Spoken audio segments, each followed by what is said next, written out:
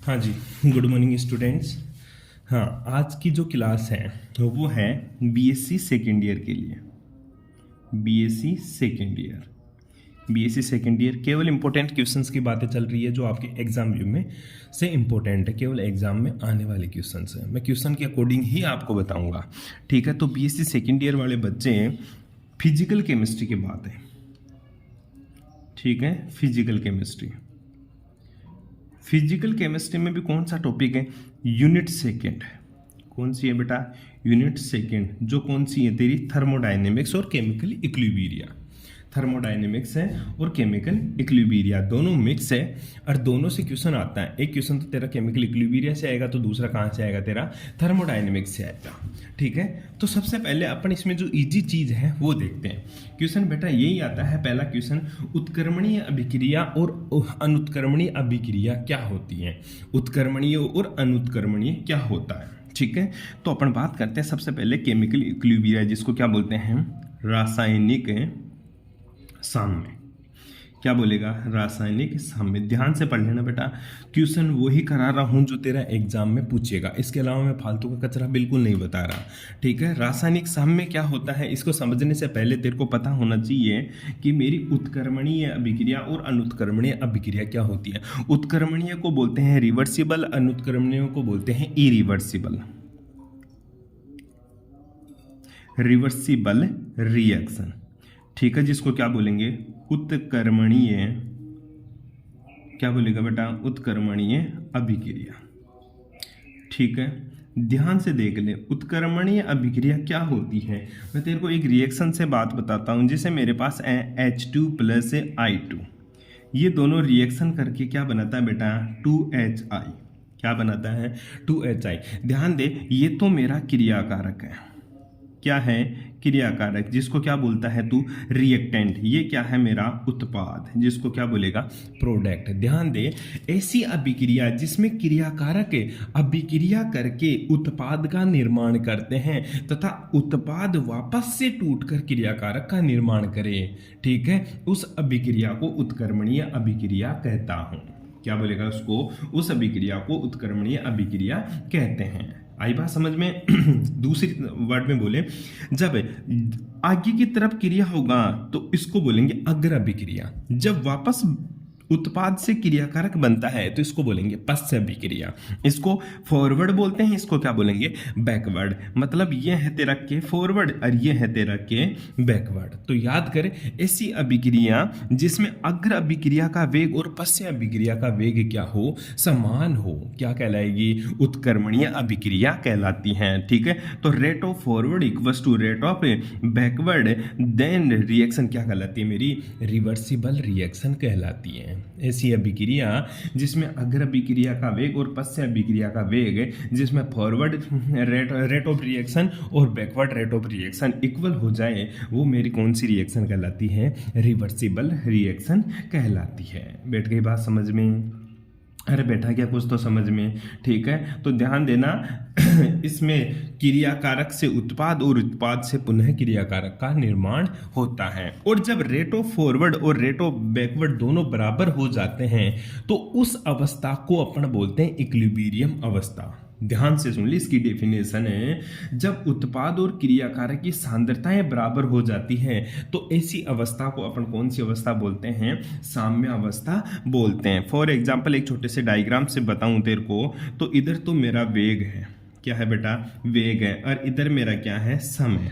इधर क्या है मेरा? समय। तो ये t बराबर 0 पर, यहाँ पे इस मूल बिंदु है 0 0, t बराबर 0 मतलब समय क्या था? 0। तो उस टाइम पे वेग भी क्या था? 0। और उस टाइम पे तेरा 100% क्या था? केवल और केवल गुरुजी उस टाइम पे मेरा 100% रिएक्टेंट था। क्या था बेटा? रिएक्टेंट था। आई बात समझ में? तो रिएक्टेंट कितना था? 100% था। बैठ गई बात समझ में, ठीक है। तो ध्यान दे, समय के साथ, ठीक है, समय के साथ इसकी तो सांद्रता घट रही है, ठीक है। इधर सॉरी, वेग की जगह सांद्रता लिखो, क्या? सांद्रता। तो T बराबर 0 पर उत्पाद की जो क्रियाकारक की सांद्रता थी वो तो 100% थी और उत्पाद की सांद्रता क्या थी? 0। तो समय के साथ उत्पाद क्रियाकारक की सांद्रता तो घटती है और उत्पाद की सांद्रता बढ़ती है, और एक समय ऐसा आता है जब उत्पाद की सांद्रता और क्रियाकारक की सांद्रता क्या हो जाती है? बराबर हो जाती है। एक समय ऐसा आता है जब उत्पाद की सांद्रता और क्रियाकारक की सांद्रता क्या हो जाती है? बराबर हो जाती है। ठीक है, ये तो क्रियाकारक के लिए हैं। ठीक है, क्रियाकारक की सांद्रता, और ये किसकी है? उत्पाद की सांद्रता। तो ऐसा समय जब क्रियाकारक और उत्पाद की सांद्रता बराबर हो जाती है वही क्या कहलाती है? साम्य अवस्था कहलाती है। क्या कहलाती है बेटा जी? साम्य अवस्था कहलाती है। तो रिवर्सिबल रिएक्शन क्या होती है? ऐसी अभिक्रिया जिसमें अग्र अभिक्रिया का वेग और पश्च अभिक्रिया का वेग क्या होता है? बराबर होता है, उत्क्रमणीय अभिक्रिया कहलाती है। बैठ गई बात समझ में? दूसरी है तेरी अनुत्क्रमणीय अभिक्रिया। दूसरी क्या है तेरी? अनुत्क्रमणीय अभिक्रिया। ठीक है, अनुत्क्रमणीय अभिक्रिया। ध्यान देना एक बात और कि जो रिवर्सिबल रिएक्शन है, उत्क्रमणीय अभिक्रिया, ये दोनों दिशाओं में होती है। अग्र अभिक्रिया भी होती है तो पश्च अभिक्रिया भी साथ साथ चलती है। लेकिन ध्यान दे, जो अनुत्क्रमणीय अभिक्रिया है, जैसे एक एग्जांपल ले लूँ, 2KClO3, जब ये रिएक्टेंट टूट कर क्या बनाता है? 2KCl और साथ में 2KCl plus 3O2 oxygen gas है, बाहर निकल गई वेपराइज होकर। ठीक है, गर्म करते हैं तो ये प्रोडक्ट बनता है। ये एक मेरी अनुत्क्रमणीय अभिक्रिया है जो केवल एक ही दिशा में संपन्न होती है। ऐसी अभिक्रिया जिसमें क्रियाकारक टूटकर उत्पाद का निर्माण करते हैं परंतु उत्पाद वापस से क्रियाकारक का फॉर्मेशन नहीं करते, क्रियाकारक का निर्माण नहीं करते। ये अभिक्रिया केवल और केवल एक ही दिशा में संपन्न होती है, वो भी अग्र दिशा में संपन्न होती है। इसमें समय के साथ क्रियाकारक की सांद्रता घटती जाती है और प्रोडक्ट की सांद्रता बढ़ती जाती है। एक समय ऐसा आता है जब क्रियाकारक की सांद्रता तो 0 हो जाती है और उत्पाद की सांद्रता 100% हो जाती है। ऐसी अभिक्रियाएं मेरी अनुत्क्रमणीय अभिक्रिया कहलाती है। बैठ गई बात समझ में? तो ये छोटी सी बातें थी।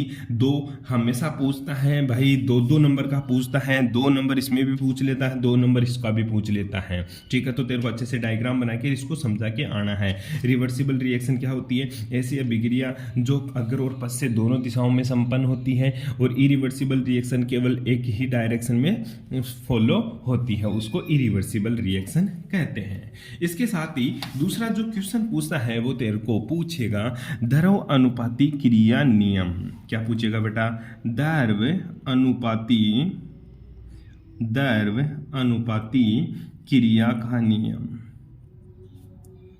द्रव अनुपाती क्रिया का नियम ये क्या होता है? ठीक है, लॉ ऑफ मास कंजर्वेशन। ठीक है, क्या पूछेगा? या ऐसे डायरेक्ट पूछ लेता है, मास लॉ बता। ठीक है, कौन सा नियम पूछ लेता है बेटा जी? मास लॉ।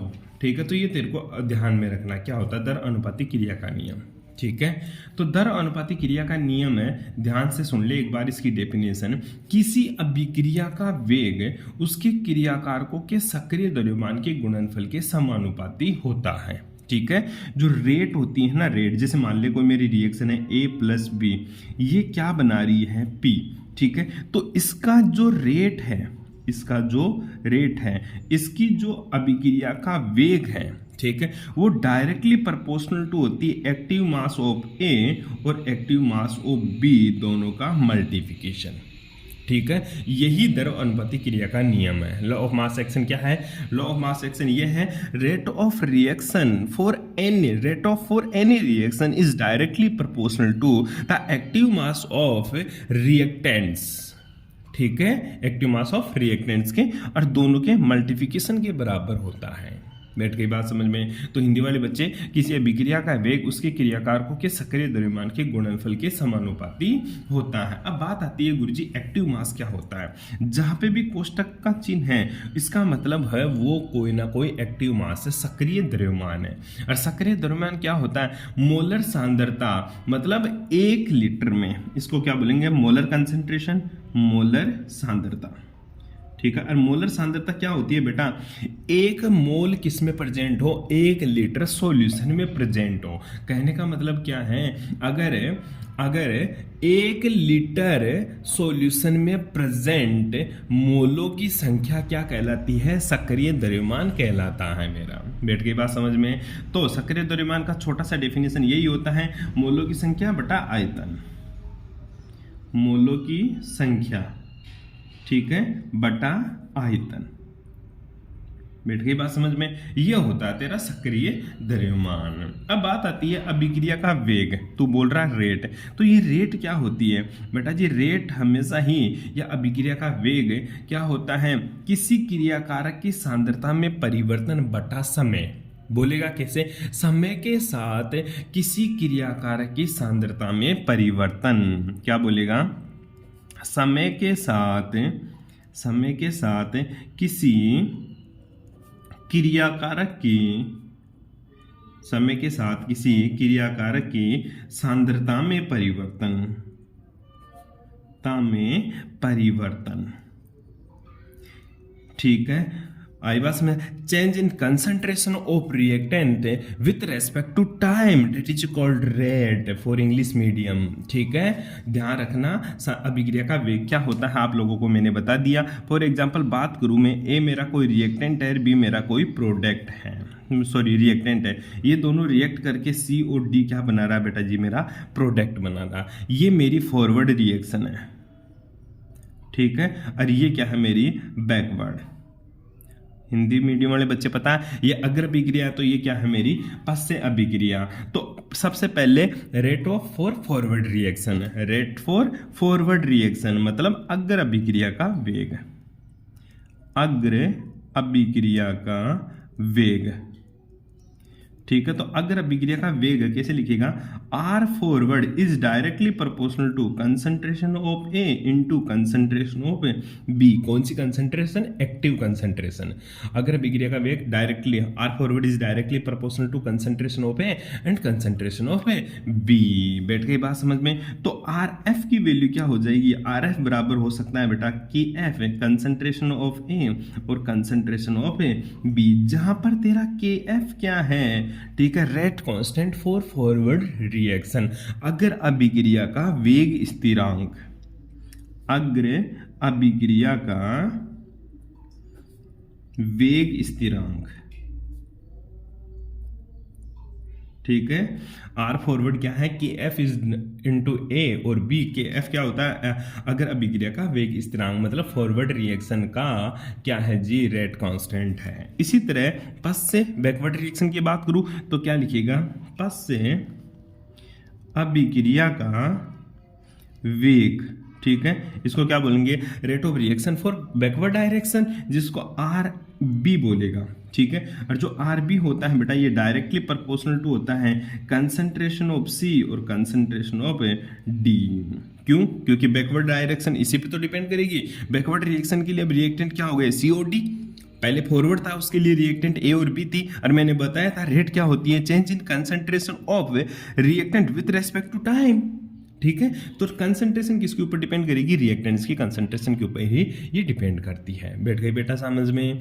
आगे देख, अब मैं प्रोपोर्शनल टू का साइन हटाऊंगा तो आर बैकवर्ड इक्वल्स टू तू लिख देगा के बैकवर्ड कंसंट्रेशन ऑफ सी और कंसंट्रेशन ऑफ डी, जिसको एक्टिव कंसंट्रेशन बोलेंगे। और तुझे पता ही है के बी क्या है, पश्च अभिक्रिया का क्या है बेटा जी, पश्च अभिक्रिया का वेग स्थिरांक क्या है, पश्च अभिक्रिया का वेग स्थिरांक। बैठ गई बात समझ में। ये है तेरा बैकवर्ड डायरेक्शन का। अब तुझे पता है एट कहां पे बेटा, एट इक्विलिब्रियम कंडीशन मतलब साम्य पर, साम्य पर, किस पर बेटा है, साम्य पर। साम्य पर क्या होता है, जो अगर अभिक्रिया का वेग और पश्च अभिक्रिया का वेग क्या हो जाता है गुरुजी, बराबर हो जाता है।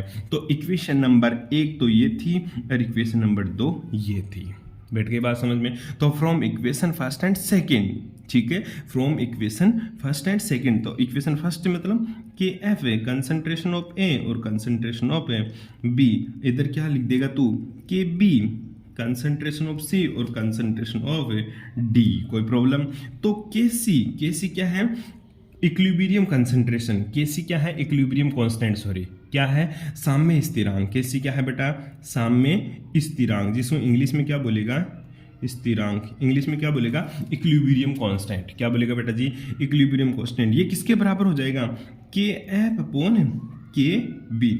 एफ ये रहा, बी ये रहा, मतलब के एफ को यहीं रहने दे, के बी को इधर ले जा, इसको इधर ले जा, इसको तो इसके नीचे रख दे, इसको इसके नीचे रख दिया, तो इधर लेके गया, तो क्या हो जाएगा बेटा जी? कंसंट्रेशन ऑफ सी और concentration of D divided by concentration of A और एक्टिव कंसंट्रेशन ऑफ बी। ये क्या आ गया मेरा? साम्य आ गया। क्या आ गया बेटा? साम्य आ गया, जिसको क्या बोलेंगे अपन? इक्विलिब्रियम कांस्टेंट बोलेंगे। क्या बोलेगा बेटा जी? इक्विलिब्रियम कांस्टेंट बोलेंगे। के सी बराबर K F upon K B बराबर concentration of C concentration of D divided by concentration of A और कंसंट्रेशन ऑफ बी। तो ये किसकी कंसंट्रेशन है? उत्पाद। तो उत्पाद की सांद्रता, उत्पाद की सांद्रता, ठीक है, बटा क्रियाकारक की सांद्रता। ठीक है, तो क्या बोलेगा? साम्य स्थिरांक मतलब है इक्विलिब्रियम कांस्टेंट इक्वल्स टू के एफ अपॉन के बी बराबर क्या लिखिएगा? Active concentration of product divided by active concentration of reactant. बैठ गई बात समझ में? छोटी सी बात थी, ठीक है। इसी के साथ मैं रिएक्शन को थोड़ा सा बदल दूं। अगर मैं रिएक्शन को बदल दूं, कैसे बदल दूं? मान ले, क्या मान ले, मेरे जो रिएक्टेंट थे ना सर, ए और बी, ठीक है, यहां तो तूने इनके जो मोल ले रखे थे ना, वो C प्लस डी, एक एक मोल ले रखे थे। मान ले इसके मोल मेरे N1 हो, इसके मोल मेरे N2 हो, ठीक है, इसके मोल सर मेरे N3 हो और इसके मोल मेरे N4 हो, तो सर फिर क्या होगा? तो फिर मैं कैसे लिखूंगी? कुछ नहीं करना बेटा जा, जो केसी था वो अभी भी क्या होगा? के फॉरवर्ड अपॉन के बैकवर्ड, ठीक है। और तेरे को वैसा ही लिखना है, कैसा? वही कंसंट्रेशन ऑफ सी और वही लिखना concentration of D divided by concentration of A और कंसंट्रेशन ऑफ बी। लेकिन फर्क अब इतना सा है, जो आगे है ना, जो इसकी स्टाइक्योमेट्री आगे है, बस इसको ऊपर लिख दे। सी के आगे क्या है? N3, तो N3 का स्क्वायर कर दे इसके ऊपर, ठीक, इसकी पावर लगा दे, इसका N4 ऊपर लगा दे, इसका N1 ऊपर लगा दे, इसका N2 ऊपर लगा दे, बस ये हो गया कैसी। अब मान ले इसका दो है क्या? जैसे फॉर एग्जांपल मैं बात करूं, N2 plus 3H2 equals to जाए ट्वाइस NH3, ठीक है। तो तू पूछे बता सर केसी कितना होगा, तो तू क्या लिखेगा? उत्पाद क्या है बेटा? NH3, ये ले, NH3 की पावर कितनी लगाएगा? 2 बटा रिएक्टेंट क्या है? N2, और N2 की पावर कितनी? सर इसके आगे 1 है तो 1 लगाएगा, और H2 की पावर कितनी है बेटा? 3 है, ये ले 3, ये इक्विलिब्रियम कांस्टेंट हो गया। बैठ गई बात समझ में? अरे कोई प्रॉब्लम नहीं है इसमें, बिल्कुल सिंपल सी चीज है। हाँ, तो ये चीजें तेरे को ध्यान में रखनी है, इस तरह से अपन इसमें वैल्यू पुट कर सकते हैं, कोई प्रॉब्लम नहीं है। हाँ, तो एक क्वेश्चन तेरा खत्म हो जाता है। यहाँ पे मैंने 2 क्वेश्चन करवा दिए, ध्यान से सुन ले, मैं केवल क्वेश्चन करा रहा हूँ। पहला क्वेश्चन यही पूछेगा, रिवर्सिबल और इरिवर्सिबल रिएक्शन, रिवर्सिबल और क्या? इरिवर्सिबल रिएक्शन, डायरेक्ट डेफिनेशन पूछेगा, तो मैंने जैसा जैसा तेरे को बताया वैसा वैसा तू लिख के आएगा। दूसरा क्वेश्चन मैंने तेरे को करवा दिया क्या?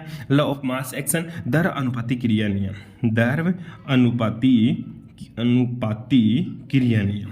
तो यहां तक करके आएगा, दर अनुपाती क्रिया नियम को कहां तक करके आएगा? यहां तक, जहां तक मैंने तेरे को करवाया, अभी यहां तक पूरा करके आएगा, तब जाकर वो तेरे को 2 नंबर देगा, ठीक है। तो आज की क्लास में 2 क्वेश्चन कंप्लीट हुए अपने, पहला रिवर्सिबल और इरिवर्सिबल रिएक्शन, और दूसरा क्या है? दर अनुपाती क्रिया नियम। नेक्स्ट क्वेश्चन अपन नेक्स्ट क्लास में करेंगे। Thanks for cooperation.